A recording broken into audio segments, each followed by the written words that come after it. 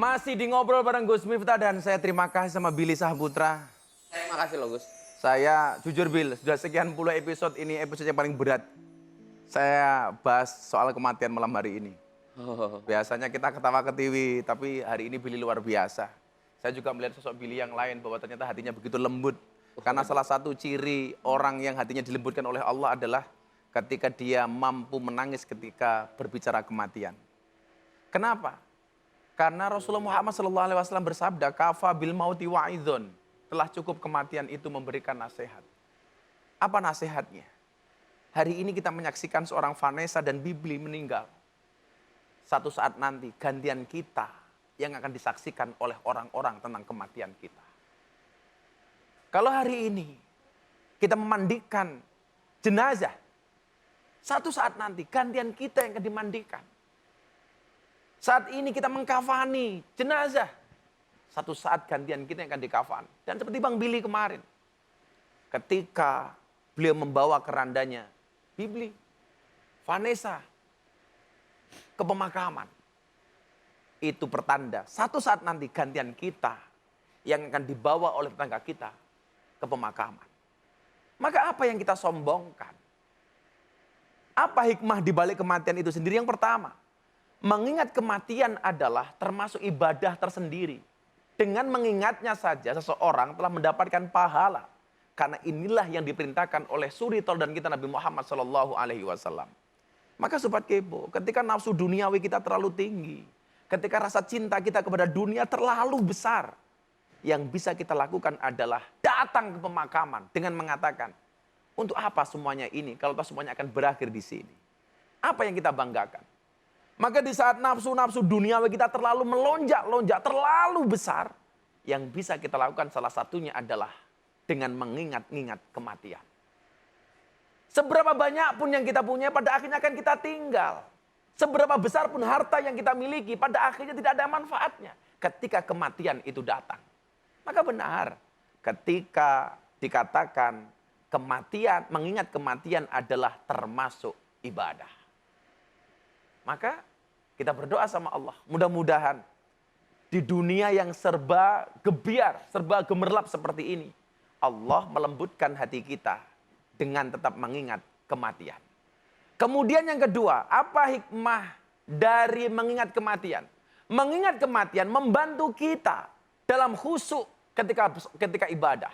Membantu kita untuk khusyuk ketika sholat. Nabi SAW bersabda, ingatlah kematian dalam sholatmu.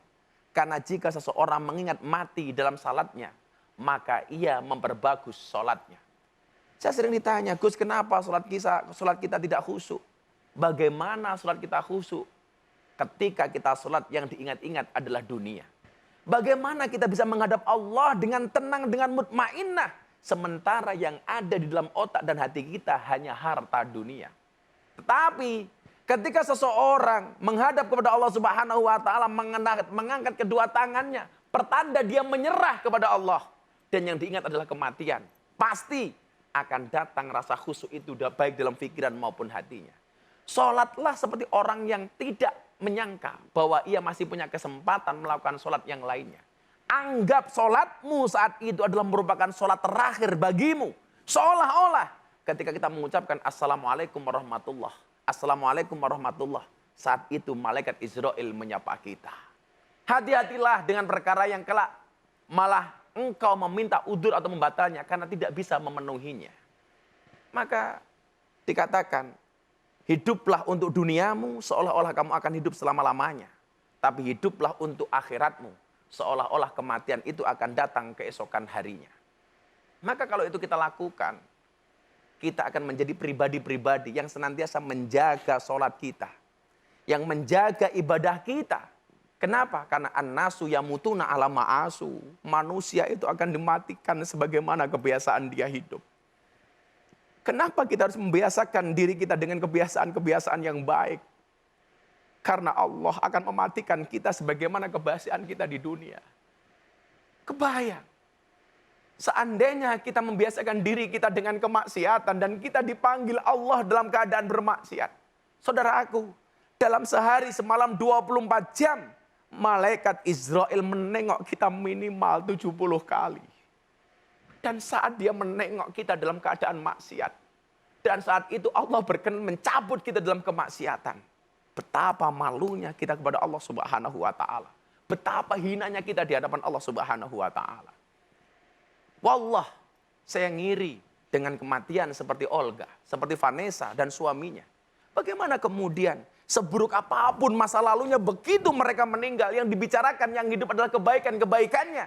Dan ini adalah merupakan salah satu tanda bahwa akhir hidup mereka adalah husnul khotimah. Dan mudah-mudahan kita semua termasuk orang-orang yang bisa mengambil hikmah dari setiap kejadian. Bang Billy, terima kasih sudah hadir. Terima kasih. Sekali lagi doa kita untuk Vanessa dan suaminya dan untuk Mas Olga, Bang Olga.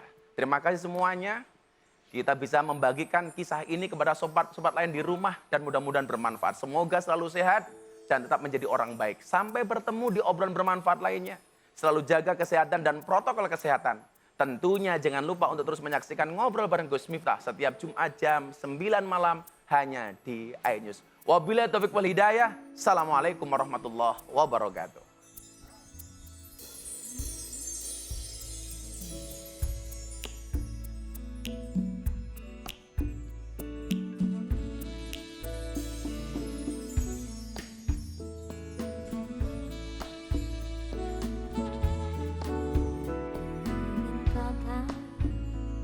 Ingin kau selalu dekat denganku setiap hari.